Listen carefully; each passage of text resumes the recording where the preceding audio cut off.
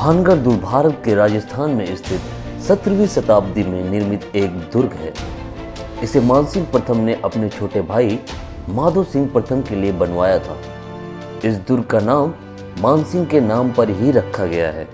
मानसिंह माधो सिंह के पितामह थे। इस दुर्ग के सीमा के बाहर एक नया गांव बसा हुआ है, जिसमें लगभग 200 घर है और जिसमें लगभग 1300 जनसंख्या है।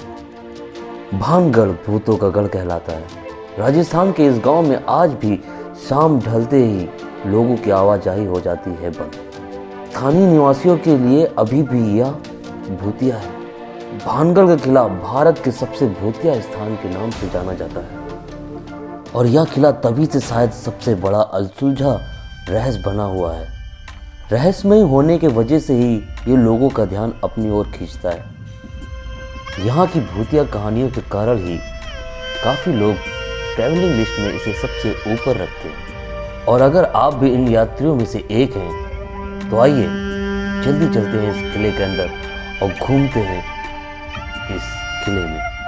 तो नमस्कार दोस्तों, my self lucky and you watching me lucky entertainment. और बात पते की, तो आप सभी से निवेदन है कि आप हमारे इस वीडियो को पूरा अंत तक देखिए। सब्सक्राइब कीजिए मेरा चैनल और बेल आइकन को जरूर दबाइए। Please do like, share and comment.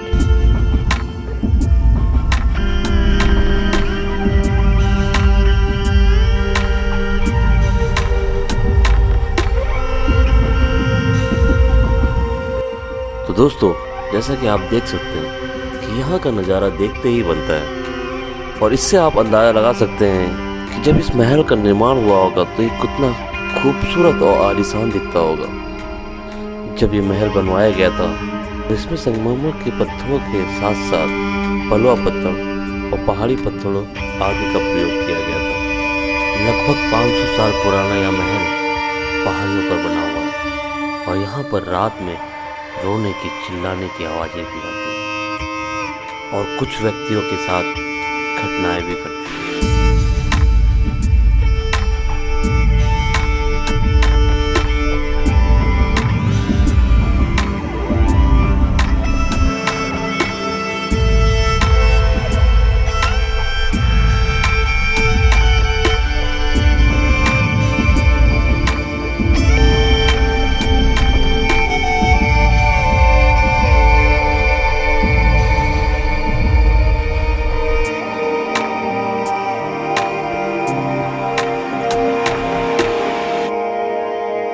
तो दोस्तों, सूर्यास्त के बाद इस किले में प्रवेश करना बहादुरी और बेवकूफ़ी दोनों का ही काम है, क्योंकि इसे पैरानॉर्मल एक्टिविटी का केंद्र माना जाता है। यही वजह है कि आर्कियोलॉजिकल सर्वे ऑफ इंडिया ने रात को यहाँ जाना बैन कर रखा है।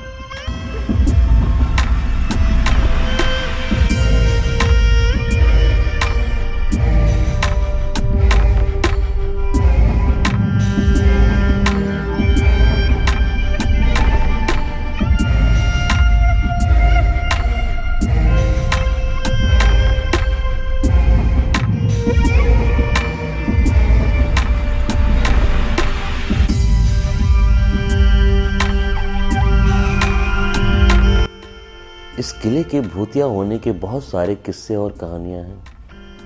कहा जाता है कि यहाँ पे रत्नावती नाम की एक राजकुमारी रहती थी, जो कि देखने में बेहद खूबसूरत थी, जिनकी खूबसूरती के चर्चे बहुत दूर दूर तक फैले हुए थे। वहीं भानगढ़ किले के पास में एक सनी नाम का तांत्रिक रहता था, जिनके पास तंत्रों मंत्रों की अच्छी खासी समझ थी। और जब इस तांत्रिक ने रानी रत्नावती को देखा तो उसके रूप और रंग को देखकर उस पर मोहित हो गया। वह किसी भी हाल में उसको अपने वश में करना चाहता था। एक बार की बात है कि रानी रत्नावती अपनी सहेलियों के साथ बाजार में इत्र लेने के लिए गई हुई थी। तभी इस तांत्रिक की दृष्टि उन पर पड़ी और उसने तंत्रों मंत्रों की सहायता से उस इत्र में कुछ ऐसा मिला दिया कि जिसको छिड़कते ही रानी रत्नावती उसके वश में हो जाती। तो रानी रत्नावती को इस बात का पता चल गया कि तांत्रिक ने उस इत्र में कुछ मिला दिया है, जिसके बाद रत्नावती ने उस इत्र की शीशी को बाहर विशालकाय चट्टान पर फेंक दिया और वो विशालकाय चट्टान उस तांत्रिक के पीछे लग गया, जिसके कुचले जाने से स्नेही तांत्रिक की मृत्यु हो गई। किंतु तांत्रिक ने मरते मरते एक श्राप दिया कि आज के बाद ये भानगढ़ कभी नहीं बसेगा। उसके बाद वहाँ पर एक भयानक युद्ध हुआ, जो कि अजबगढ़ और भानगढ़ के बीच में हुआ था, और उस युद्ध में भानगढ़ की हार हुई थी, जिसमें बड़े बुजुर्ग से लेकर बच्चों तक की बेरहमी से हत्या कर दी गई, और रानी रत्नावती भी उस युद्ध में मारी गई। स्थानीय लोगों का कहना है कि आज भी रानी रत्नावती की रूह यहाँ पर भटकती रहती है। कुछ लोगों का तो दावा है कि रात में उन्होंने किसी स्त्री की आवाज़ सुनी और स्त्री को हाथ में इत्र किसी से ले जाते वक्त भी देखा गया। उसके बाद इस भानगढ़ को बसाने के लिए कई नाकाम कोशिश की गई, किंतु किसी न किसी कारण वह फिर से ध्वस्त हो गया था। कई बार इसका पुनर्निर्माण का काम शुरू हुआ, किंतु किसी न किसी कारणवश रुक जाता। कभी किसी मजदूर को चोट लग जाती, तो कभी रहस्यमयी कारणों से वह ढह जाता।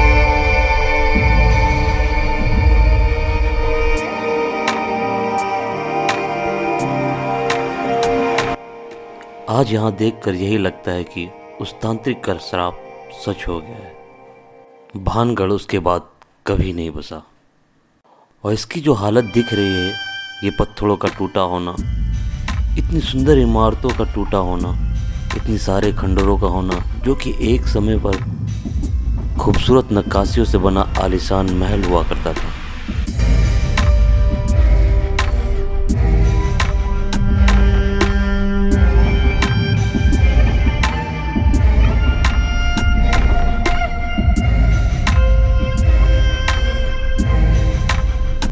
स्थानीय लोगों की मनपसंद कहानियों में से एक कहानी सम्राट माधो सिंह की भी है, जिन्होंने गुरु बालूनाथ जी की स्वीकृति प्राप्त करने के बाद इस शहर का निर्माण कराया था। वे एक तपस्वी थे जिन्हें ध्यान में रहना बेहद पसंद था। संत ने अपनी स्वीकृति एक शर्त पर दी थी कि महल की छाया उनके प्रार्थना स्थल पर नहीं पड़नी चाहिए। अगर ऐसा हुआ तो महल तहस नहस हो जाएगा। जब महल का निर्माण पूरा हुआ तो उसकी छाया संत के प्रार्थना स्थल पर पड़ गई और भानगढ़ उसी समय तहस नहस हो गया। संत के क्रोध के झेलने के बाद भानगढ़ तुरंत एक शापित शहर में बदल गया और इसे फिर से नहीं बसाया जा सकता, क्योंकि इसमें कोई भी संरचना कभी भी जीवित रहने में कामयाब नहीं रही। हैरानी की बात तो यह है, बालूनाथ का तपस्या स्थल अभी भी खंडर अवस्था में देखा जा सकता है। वैज्ञानिक भानगढ़ की इस कहानी को खारिज करते हैं, लेकिन गांव के लोग अभी भी इस किले को भूतिया मानते हैं।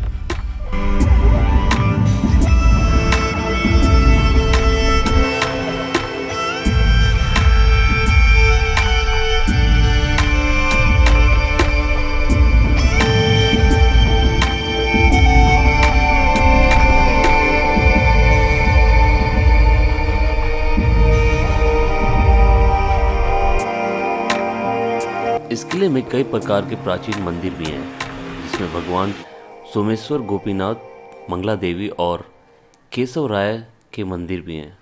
इन मंदिरों की दीवारों और खंभों पर की गई नक्काशी से अंदाजा लगाया जा सकता है कि यह समूचा किला कितना खूबसूरत व भव्य रहा होगा। भारतीय पुरातत्व विभाग द्वारा खुदाई से इस बात के पर्याप्त सबूत मिले हैं कि यह शहर एक प्राचीन ऐतिहासिक स्थल है। फिलहाल इस किले की देखरेख भारत सरकार द्वारा की जाती है।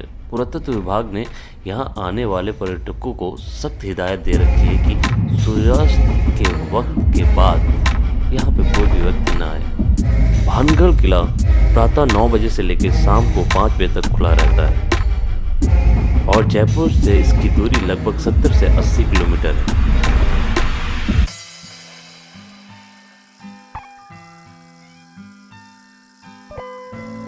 आज भी यहाँ पर कई सारी दुकानें देखी जा सकती हैं जो कि अभी ढह चुकी हैं और अब तो यह एक खंडर की तरह देखने में लगता है।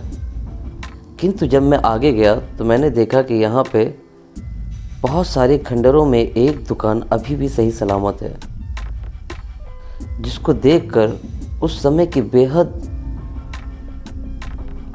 खूबसूरत कारीगरी का नमूना दिखता है। So thank you so much watching this video. तो मिलते हैं एक नई वीडियो के साथ, तब तक के लिए do like, share and comment and don't forget to subscribe my channel. Thank you so much.